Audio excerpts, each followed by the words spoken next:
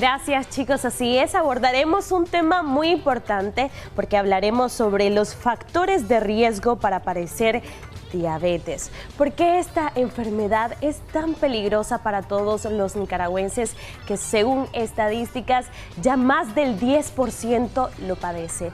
Para ello se encuentra el doctor Javier Bravo, que estará profundizando en este tema. Un gusto, doctor, de compartir este espacio con usted. Gracias una vez más por la invitación aquí en la Revista 10 de la Mañana. Hablar de diabetes es un tema muy importante, puesto que la diabetes tiene múltiples factores de riesgo. Es decir, antes de que el paciente se diagnostique la diabetes, tiene que pasar por un proceso que son los factores de riesgo. Si calculamos la diabetes, ya para el 2040 probablemente sean alrededor de 700 millones de diabéticos en el mundo.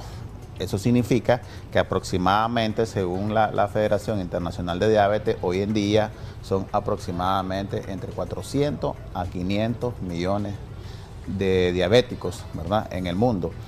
Eso sin mencionar un aproximado entre 300 y 400 millones que tienen glucosas anormales, es decir, que están vistos como prediabéticos. Entonces, ese porcentaje es importante trabajarlo porque al final, si nosotros comenzamos a hablar sobre factores de riesgo en ese tipo de pacientes, a este año que estamos mencionando, quizás eso disminuyamos, ¿verdad?, la cantidad de la enfermedad en estos pacientes.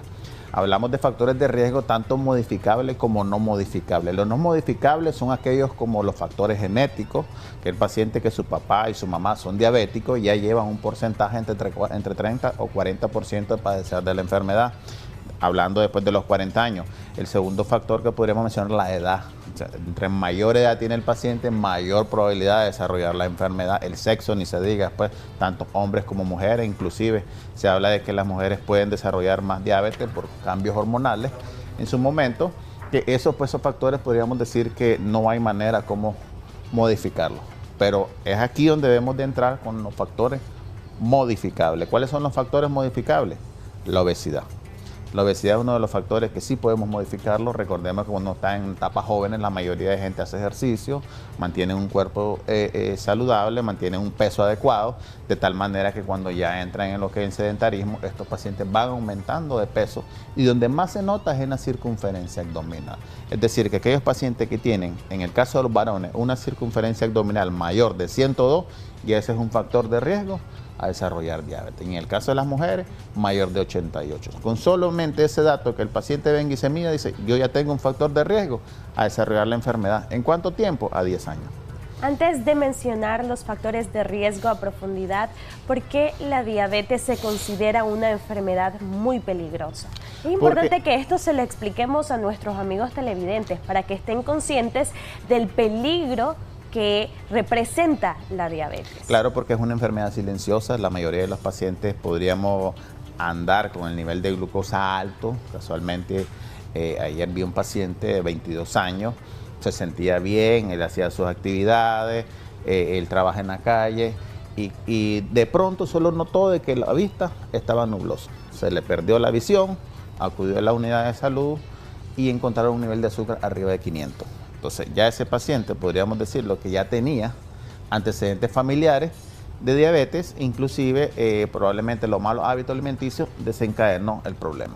Entonces ese paciente, si no se ve en su momento, puede causarle un evento cardiovascular, un infarto o un accidente, digamos un infarto cerebral también, o quedar en silla de ruedas o algún otro problema. Inclusive hay pacientes que no te han diagnosticado la diabetes, pero sí tienen una lesión en el pie y hasta ese momento se diagnostica la enfermedad, o aquellos pacientes que son sometidos a una cirugía tan sencilla, por ejemplo la vesícula, una hernia, alguna cosa, y le tienen que hacer un chequeo de exámenes y aparece la enfermedad. Entonces es una enfermedad silenciosa, por eso es que normalmente el paciente, pues cuando ya sea el diagnóstico ya ha avanzado tanto, y eso aumenta la probabilidad de muerte en este tipo de pacientes. Ahora bien, ¿cómo afecta la diabetes a nuestro cuerpo? ¿Qué sucede con él cuando nos diagnostican diabetes? Normalmente el azúcar, ¿verdad?, lo que la gente le conoce como el azúcar o la glucosa, es la que se utiliza para hacer todo tipo de actividades en el cuerpo, para el ejercicio, para concentrarnos, para caminar, para hacer muchas actividades. Cuando nosotros excedemos la cantidad de azúcar en sangre, esta viene y se almacena en diferentes partes de los órganos y afecta meramente a nivel metabólico todo lo que son a nivel celular. Una de las afectaciones más frecuentes es el sistema endotelial, que tiene que ver con el problema de la circulación, de tal manera que va agravando lentamente todo el sistema circulatorio, también afecta todo el sistema nervioso, de tal forma que al final las funciones de cada órgano se van disminuyendo. Imagínate si el hígado funciona para el metabolismo de los alimentos y se va disminuyendo, se va a disminuir totalmente el metabolismo del alimento. Si el estómago, que ayuda bastante a la motilidad, a la digestión, y hay un daño meramente en el estómago, entonces eso se va a detener y lo que es la parte de la peristalsis no va a causar eventos. Doctor, vamos a intervenir un momento su respuesta porque precisamente ahorita hay un amigo televidente en llamada. Muy buenos días, ¿cuál es su consulta o comentario? Le escuchamos, bienvenida. Buenos días, doctor, señorita en el estudio. Mi mamá es diabética. Ella, bueno, no sé si cabe, pero aprovechando que pude enlazar la llamada y hablar con el especialista, pues quería hacer la consulta. Ella hace algunos meses se nos puso mal, la llevamos y nos dijeron que tenía altísima la presión y le hicieron el examen de la glucosa y sale que es diabética. Pero ahora le aparece una afectación en el riñón, le dijeron de que tenía infección renal y pues mi mamá se nos había puesto muy mal, no levantaba, no comía, muchísimas cosas. Le mandaron muchos medicamentos y hasta ahora ella se está restableciendo. Pero según la gente, porque muchos para ayudarnos nos creemos médicos y damos muchas orientaciones, entonces nos dicen, ella es diabética de mucho más tiempo porque no tendría afectación en el riñón tan pronto. Entonces, mi consulta es la siguiente. ¿Qué debemos hacer con respecto a su alimentación? Porque ya ella tiene afectación, ya le combatimos la infección renal y estamos con el medicamento de la glucosa y de la presión.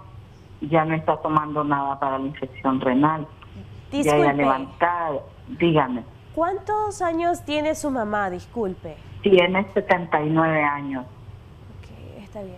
Muchísimas gracias por su consulta. Puede dejar sus datos al interno, por favor, para que el doctor Javier Bravo pueda comunicarse posteriormente con usted. Muchísimas gracias por llamar. ¿Qué podríamos decirle y recomendarle, sobre todo a nuestra amiga televidente? Es importante, ante de todo, ¿verdad?, para que no nos salgamos del tema sobre la alimentación, que, ¿verdad?, ella copia el número y de manera personal le voy a explicar a ella qué vamos a hacer, porque realmente es un tema amplio. Hablarle al paciente sobre el tipo de alimentación que debe ingerir es decírselo meramente para que entienda y pueda colaborarse de acuerdo a lo que ella tiene en su casa, pues, ¿me entiende? Ajustarse al tipo de alimentación que tiene.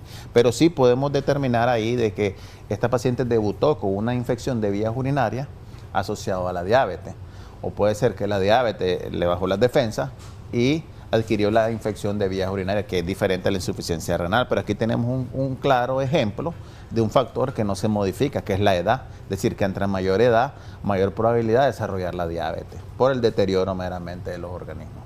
Así es, doctor. Yo considero que cuando un paciente es diagnosticado con diabetes, la exigencia de cuidado debe ser muchísimo mayor. Exactamente. Dentro de los otros factores que mencionábamos, del colesterol, hablamos también de los factores del cigarrillo, hablamos del alcohol, hablamos del sedentarismo, ¿verdad? Hablamos del estrés, hablamos del síndrome de ovario poliquístico. Las mujeres que tienen ovario poliquístico tienen mayor probabilidad, entre un 5 o 10% es mínimo, pero tienen probabilidad de desarrollar lo que es diabetes. Y algunas personas que ya tienen, digamos, manchas en el cuello, que algunas veces no se dan ni cuenta por qué es porque ya tienen un problema de resistencia a la insulina. Entonces, todos esos factores sí los podemos modificar. Por ejemplo, el cigarrillo, que la persona que es diabética y fuma tiene mayor probabilidad de descompensación. La persona que es obesa y fuma muy seguido, digamos 4, 5, hasta un medio paquete de cigarros en el día, tiene el doble de probabilidad de desarrollar diabetes. Entonces, algo insignificante que no parece que un cigarrillo va a decir, no, no me va a causar nada, pero a largo plazo, entre 5 a 10 años, este paciente puede desarrollar la enfermedad. ¿Cuál podría ser el panorama de una persona con discapacidad que padece de diabetes? Pues obviamente cuando hablamos de discapacidad, puede ser discapacidad de extremidades, discapacidad mental, varios tipos, visual. Entonces la complicación es mayor, porque imagínate una discapacidad visual, tendrías que recurrir al familiar, y si el familiar por X motivo está trabajando, no lo va a poder asistir. Entonces el panorama de ese paciente se complica aún más. Y muy buena tu pregunta, porque el objetivo de esto es que el paciente no llegue a esa discapacidad, porque si bien sabemos, la diabetes es una enfermedad tan silenciosa y a la misma vez compromete muchos órganos, y dentro de las complicaciones más prontas son lo que le conocen como neuropatía. Ese paciente puede llegar a sufrir una amputación. Entonces, ¿qué significa eso? Que si no tiene una prótesis, va a andar en silla de ruedas, y si anda en silla de ruedas tiene que auxiliarse de alguien, alguien lo tiene que bañar, alguien le tiene que cocinar. Entonces ya estamos hablando que otra persona de la familia tiene que colaborar. Entonces, si nosotros hablamos ahorita de factores de riesgo para evitar que esas personas desarrollen la enfermedad, y si ya la tienen, ayudamos a que esa persona no se complique, sería mucho mejor. Es decir, hacer conciencia realmente de que hay un problema y que hay que buscar cómo mejorarlo. Ya para finalizar, recomendaciones generales, por favor, doctor. Claro que sí. Lo principal, ¿verdad?, que siempre les he dicho a los pacientes es que traten de hacer un poco de ejercicio, por lo menos 3, 4 veces a la semana. No se les exige todos los días, por lo menos 3, 4 veces a la semana, media hora. Ya sea caminar, ya sea trotar, si pueden tener bien sus articulaciones. Lo segundo es eliminar o disminuir totalmente lo que son los azúcares. Los azúcares, equivalentes también a los carbohidratos, son los más perjudiciales en el caso de los pacientes que no son diabéticos. Y lo tercero, pues que siempre tengan a mano su médico de cabecera para que lo lleve de la mano y a la misma vez pues le colabore con su enfermedad. Muchísimas gracias, doctor, por compartir estos temas de sumo interés para nuestra teleaudiencia. Gracias a ustedes por la invitación. Usted, amigo televidente, ahorita vamos a una pausa comercial, pero ya regresamos con más de Acción 10 en la mañana.